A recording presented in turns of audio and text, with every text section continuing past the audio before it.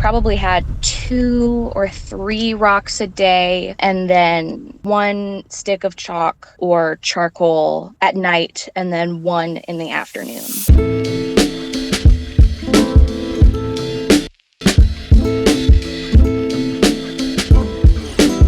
Welcome back to Other People's Lives. I'm Joe Santagato. I'm Greg Dybec. Just want to give a quick shout out to our patrons who are supporting the show at patreon.com/OPL show, where you can get follow-ups with our previous guests and extra bonus episodes on a monthly basis. Oh, yeah. So today we are talking about pica. So pica is an eating disorder. The kind of textbook definition I have of it is it's an eating disorder that involves eating items that are not typically thought of as food and that do not contain significant nutritional value. So things like hair, dirt, and paint chips were listed in this definition. So we've got our guest with us today. Thanks for being on. Yeah, thank you.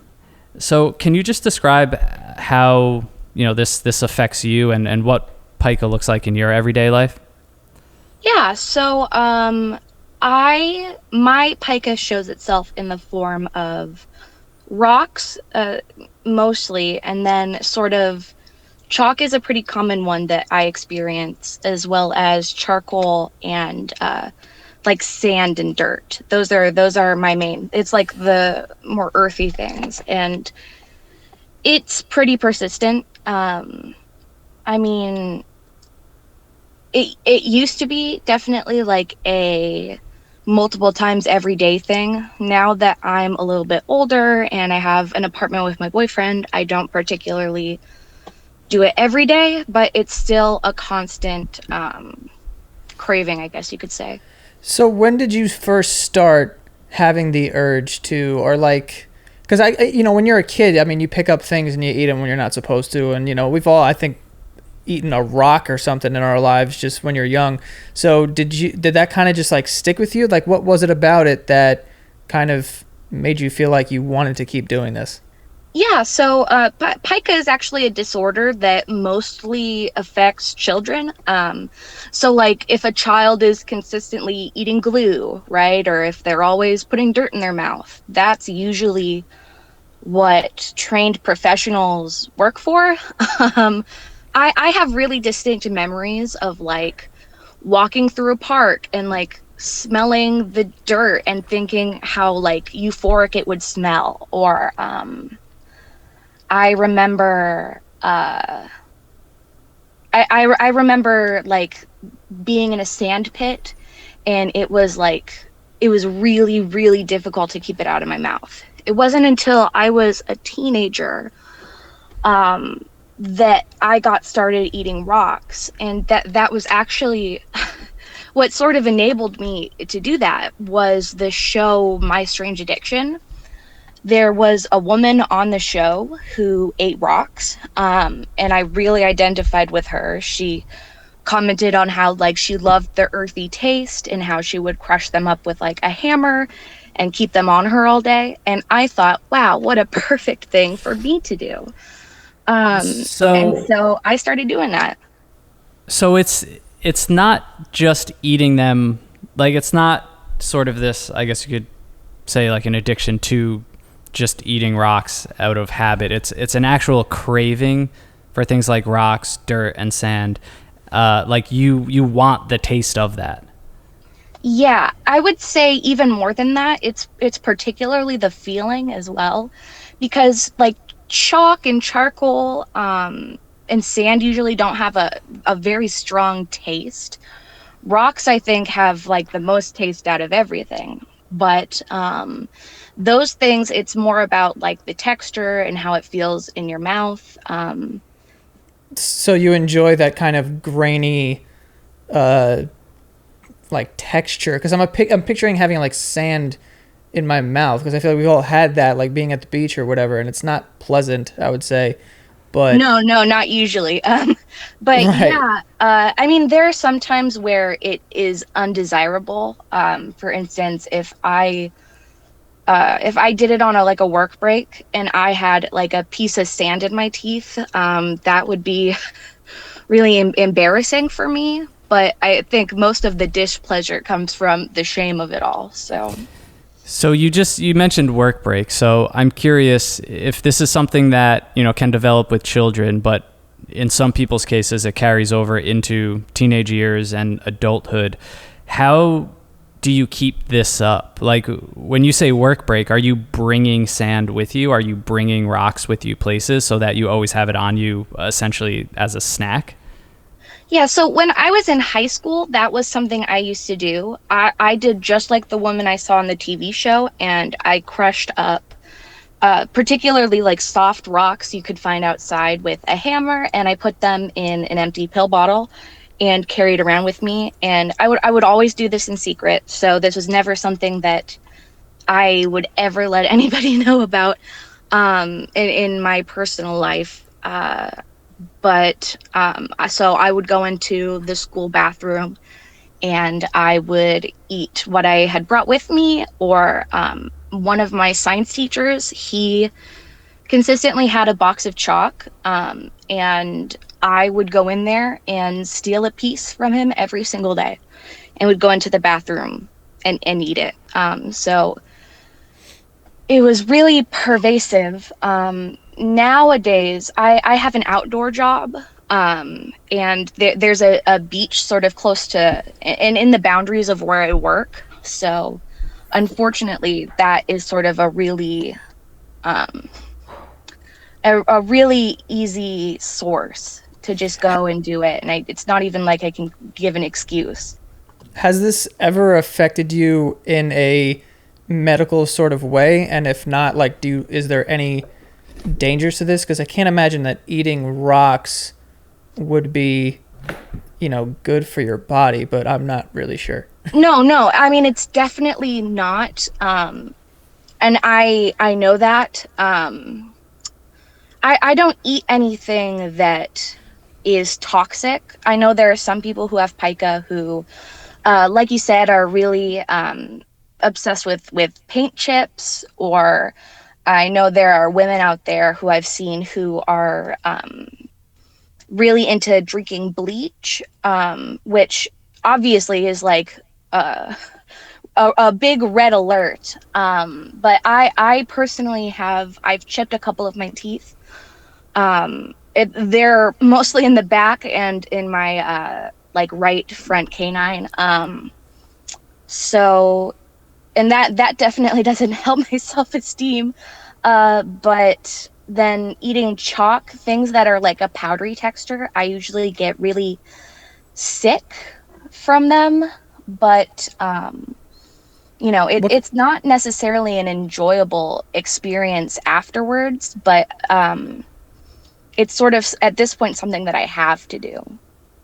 But it's enjoyable, like, during it, I assume. Yes. Sort of like when someone eats something that, doesn't agree with them. If you're lactose intolerant, you're eating a bunch of ice cream, like, you're enjoying it, but then afterwards you're not enjoying it. Yeah, it's not good for you, and that, like, it's not going to make you feel great, but it still has to happen. And I personally have experienced other eating disorders. I have had anorexia in the past. I'm still recovering from that. I also still experience having bulimia. So binge eating is part of what makes pica so much harder, is that, like, it's not something you can even control at this point. Mm-hmm. Do you know if that's common for people with pica to experience other eating disorders simultaneously? Yeah. So it is common to experience other eating disorders. Pica itself, people who've researched it believe that it has something to do with an iron imbalance, which that's not the case for me. I've had blood work done and it's all relatively normal. But pica also shows up in people who have obsessive compulsive disorder, which I do have. And obsessive compulsive disorder, it affects my eating disorders in a way, like, my OCD isn't just like, oh, I want to have everything organized. It's not like a want. It's a need, right? So no matter how much I don't want to do it, if I get the thought in my head, like, oh, I have to eat that rock, if I don't, I will have a massive panic attack. Or like if I get the thought in my brain like, oh, I ate too much, I need to go throw it up now, I have to do that. It's not even like a choice for me, which Yeah, is really hard. I was actually going to ask like what would happen if you prevented yourself from indulging in, rocks or sand or any of these things. If there was some sort of thing, but I guess panic attacks is the thing that how it affected you most. Did you ever Yeah, go through a time where you tried to stop completely and then discovered this? absolutely. Basically when I first moved in with my boyfriend, I tried to make that like hard choice, like, okay, I'm going to stop now. This is the moment that I am going to end it completely. And that unfortunately absolutely did not work. The real truth of it all is that if because of my obsessive compulsive disorder, if I stop outright, a panic attack is a very realistic thing to expect. I mean, even thinking about it or having the craving gives me like inherent anxiety. Um, Again, partially even because of the shame of it. The shame of doing it causes me anxiety, but if I don't do it, I have anxiety. It's this weird circle of like. Yeah, no, it it sounds like a complex network, sort of at work, pushing you in that direction in a bunch of different ways. But at your peak, I want to ask before, how many rocks or how many inedible items would you be eating a day?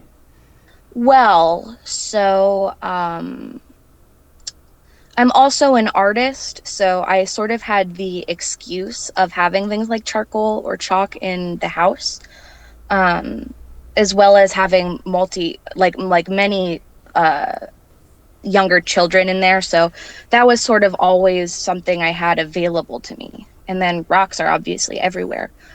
It wasn't often I could go out in the yard and hammer them up without making like a huge racket. So I would say with all the like little tiny chunks combined, I probably had 2 or 3 rocks a day. And then I would at least have maybe I would have at least 1 stick of chalk or charcoal at night and then one in the afternoon. That's a significant amount, I would say. Yeah, that's a lot.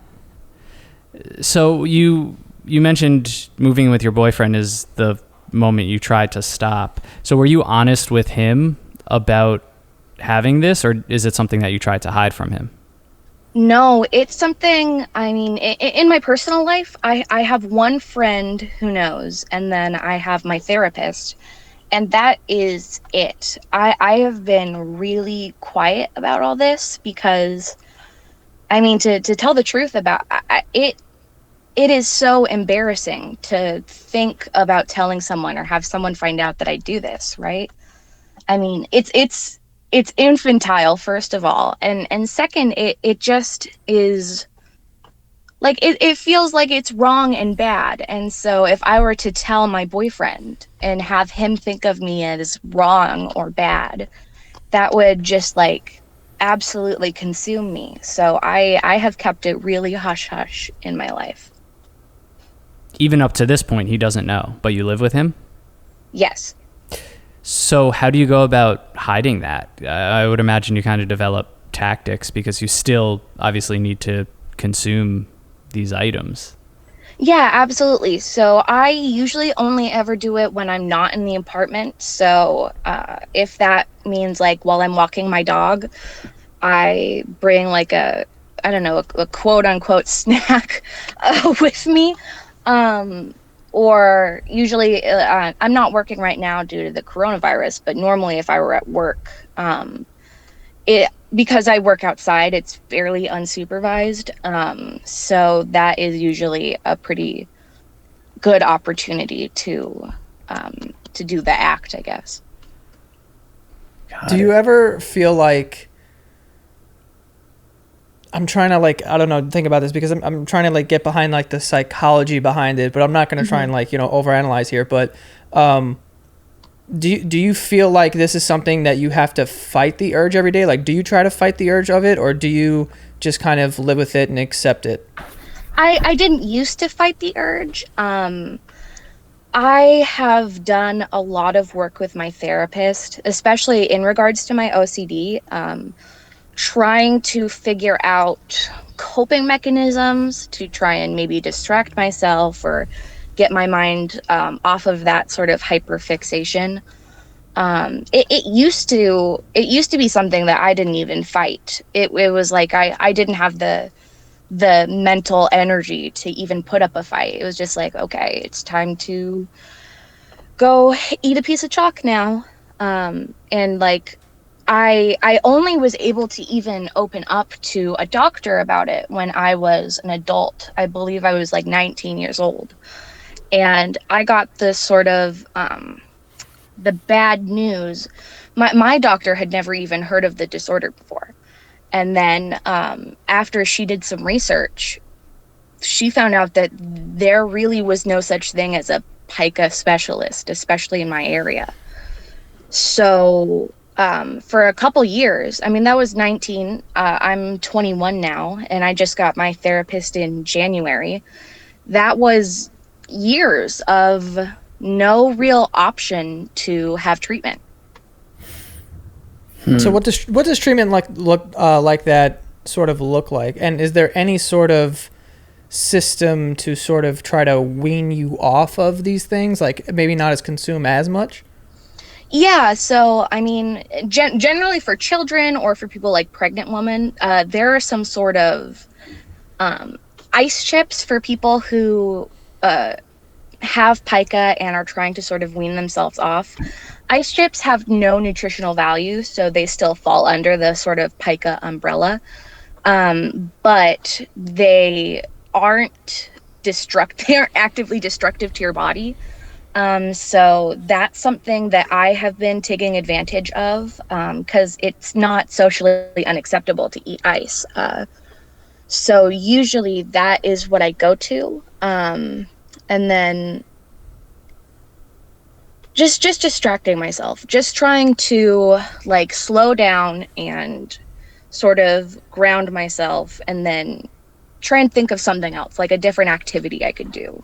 Like I get the thought pop in my head, like I need to eat a piece of chalk, and then I'll just like sit there and I'll try to sort of empty my mind more or less and think, I'm gonna go watch this TV show.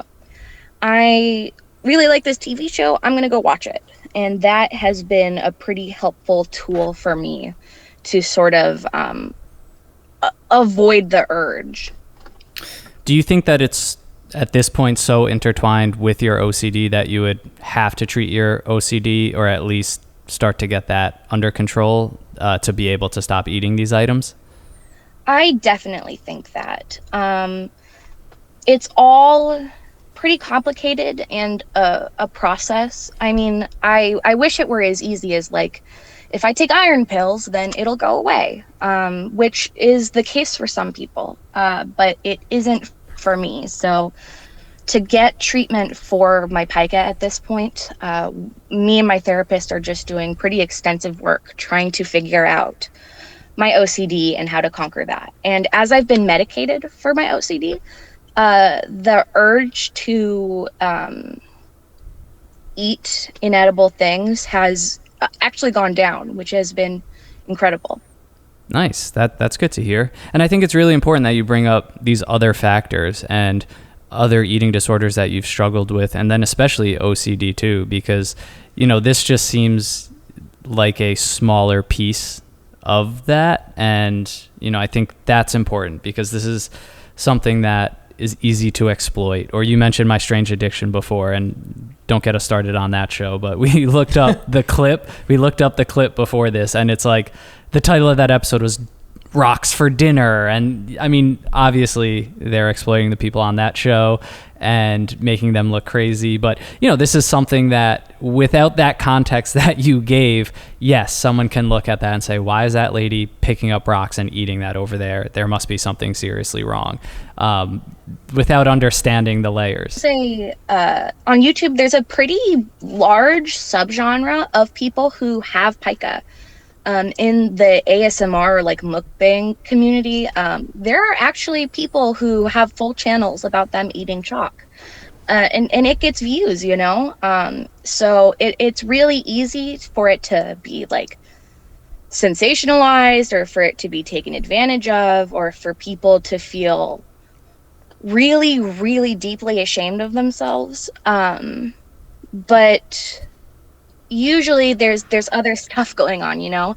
It's not just like, wow, I'm an insane person who eats rocks. It's like, no. Yeah. you have things that you can work on and that will help you. As far as like, you know, regular foods, do you find yourself gravitating towards foods that maybe would emulate chalk or rocks, or I don't even know what they would be, honestly, but do you find yourself sort of doing that? I've had some people suggest that I eat Valentine's candy hearts. Because they're powdery. They're literally they're basically is chalk. That's the biggest scam in the world. That is literally chalk. It's sort of sweet for me. I find that nothing really in the realm of regular food has that again that sort of earthy feeling or taste. I think the best thing you can do is find at least something nutritional to eat that you don't hate and can distract yourself with, right? So carrots are helpful for me because they also have a sort of earthy feeling. Obviously you have to like wash them and stuff, but they also have a really good like crunch that gives me that sort of reaction that I need. You can find stuff to kind of trick your brain into thinking that you're like satiating that need. Interesting. Is it like, what's your favorite, you know, part about it? Is it the crunch, or is it some sort of, is there anything with pain involved that you enjoy? Because I'm assuming that eating rocks is a little bit painful. It is a little bit painful. I don't enjoy the pain aspect of it. It really is just, it is the crunch. The crunch is definitely, and then the feel, it gets sort of grainy, which again is normally an unpleasant feeling. But in this case, it is something that I seek out. And then for rocks especially, I mean, even on the My Strange Addiction episode, the woman makes a comment on how like, there could be bacteria on the rocks, but if she washes them, then that gets rid of the taste that she desires. So in that aspect, the taste in that sort of rock space is also pleasant. Do you have a favorite, like if you're walking through the park and see a particular type of rock or shape or size that you just get really excited for? You know, unfortunately I do. It is these little, if you ever see the white and black sort of speckled rocks, they're usually sort of, they're way softer. So they're really easy to break apart, and then they're much easier to chew than if it were like just some smooth, fully dense rock. So that's actually sort of the kind I usually go for. Okay. It doesn't sound too bad when you describe it in that way, to be honest with you. Yeah, it does come with its negatives. I mean, is there something about, I mean, because you had just mentioned, you know, the woman in that episode, because rocks, I mean, they're mostly like found in dirt, but they also break apart from concrete and this and that, whatever, you know, whatever. Would you rather see, and this isn't, I'm being serious when I'm asking this, like, would you rather see like a dirty rock, does that make it more earthy if it's like covered in dirt, or if it's like, you know, it looks like it's been around for a while? Yeah, honestly, it does become sort of more appealing. Um, I mean, I don't mind it being, in pristine condition, but if it is, I mean, if you have to like dig to find that special rock, that sort of makes it all the more appealing. Yeah. Do you ever plan on telling your boyfriend or, family members or anyone else that's close to you? Because I imagine it adds extra weight on you to have to keep this a secret from everyone. Yeah, it's a hard kind of secret to have as it is. I mean, my boyfriend does know about my OCD, and he knows how that affects me. But in regards to him and my friends and my family, I truly, I mean, it's almost as if I would have to like come out of the closet. That's truly what it feels like. And I've had to do that before, and I didn't particularly enjoy it. Um, I don't, I don't really want that stress. I don't want to feel like there's a chance that I could be persecuted because of something that I can't control, you know?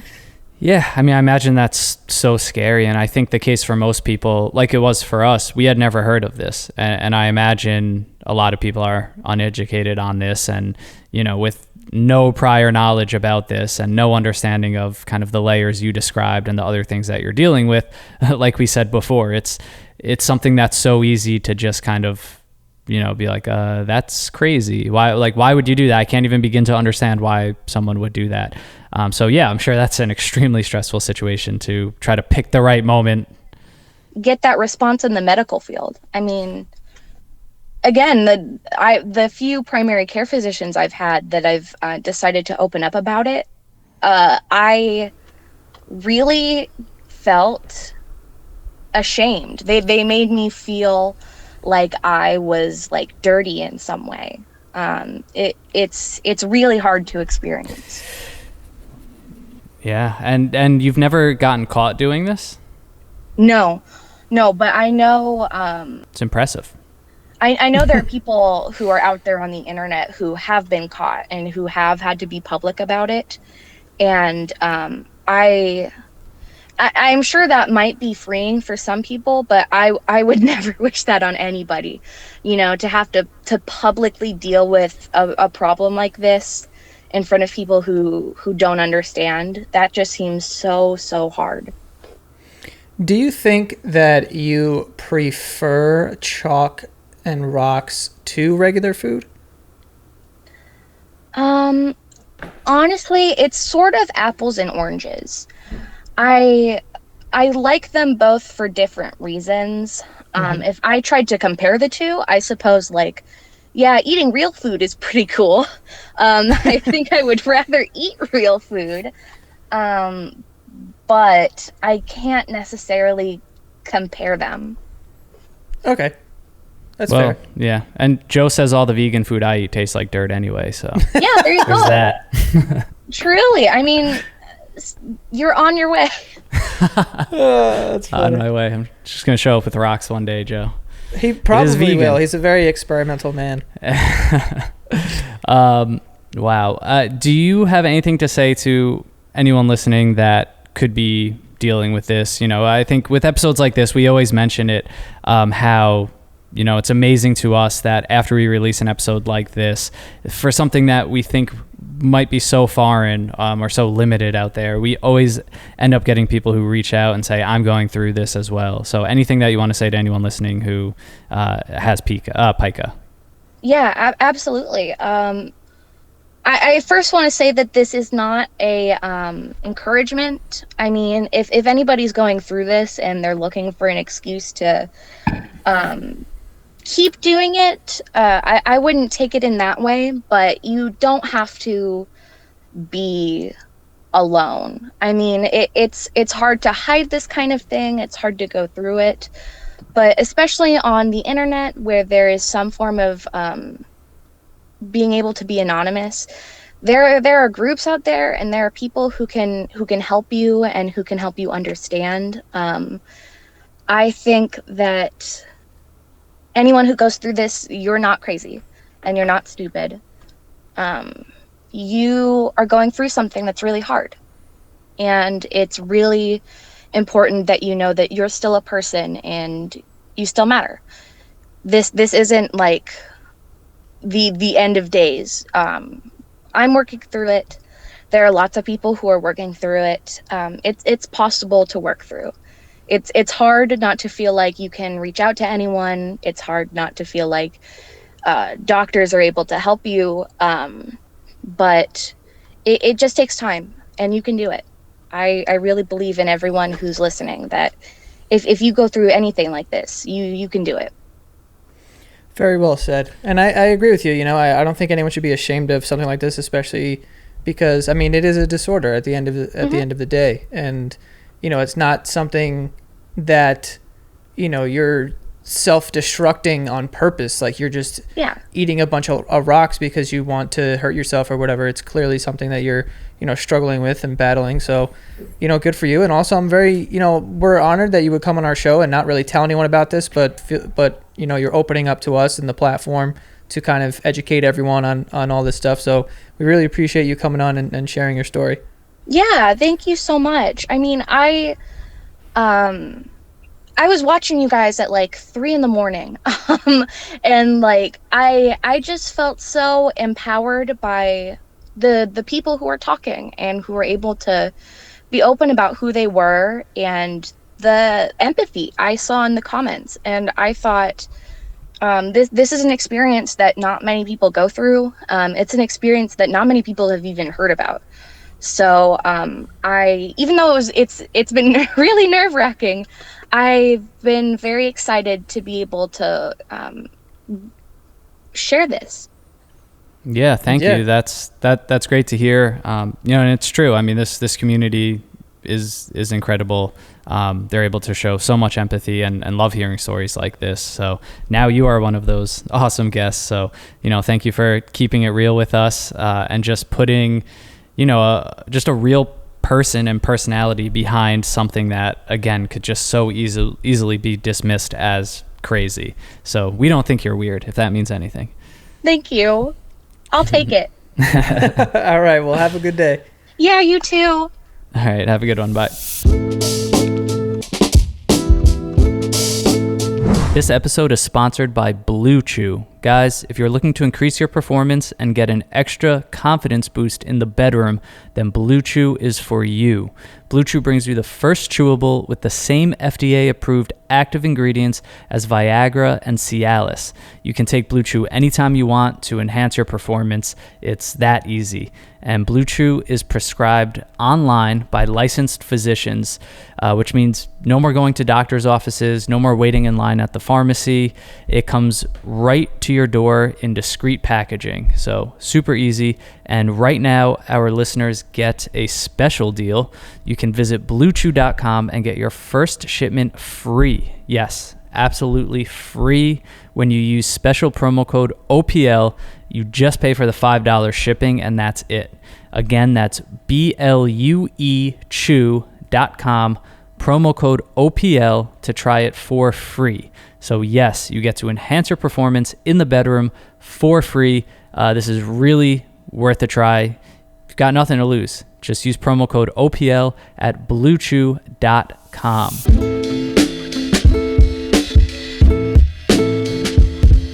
Well, really cool episode. Interesting. Are you hungry? Don't lie. No, I'm not. Okay. Don't even I'm start with that. starving. I want to like kind of like understand it, but at the end of the day, it's like sometimes, you know, disorders like this, there's not really, you know, this isn't one of those episodes where you try to put yourself in someone's shoes and try to like get it. You know what I mean? Right. Yeah. And but again, it's so easy to make fun of something like this. If you physically walked outside your house right now and saw someone eating rocks. Oh yeah. Yeah. That's our arch enemy right there. That's My Strange Addiction. But no, yeah. So I mean, to just poke fun at people and you know, whatever. And I want to say, because she did mention it right before we ended the call, about how she was reading the comments and she saw like a bunch of empathy from our, you know, the community that we've created here. That's like the best part about this show is that not only did it change, I mean, I'm speaking for myself, I'm not going to speak for you, but at least for me, you know, if you did walk around and see a random person just picking up a rock and eating it, you're being like, fucking psycho. All right. But now, after doing this show, and I mean, especially after doing this episode, it makes you more open to the idea of like, okay, there's something else going on here. Like surface value, you're just going to be like, you know, on the surface, you could just be like psycho. But then you also, now that you're more educated on, you know, how people tick from doing this show, and it just makes you a more empathetic. Is that the word? Empathetic? Yeah.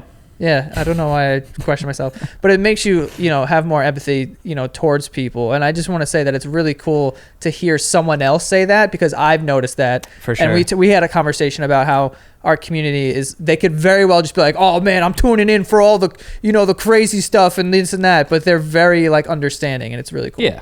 And if they did that, what you just said, then no guest would ever want to come on the show. So yeah, exactly. It's true that community is a huge part of people feeling comfortable. People obviously read the comments, they see the discussions and the conversations that go into it, and we've created a safe space on YouTube. That sounds like an oxymoron. That's crazy. YouTube's usually a scary place. YouTube comments, in the comments.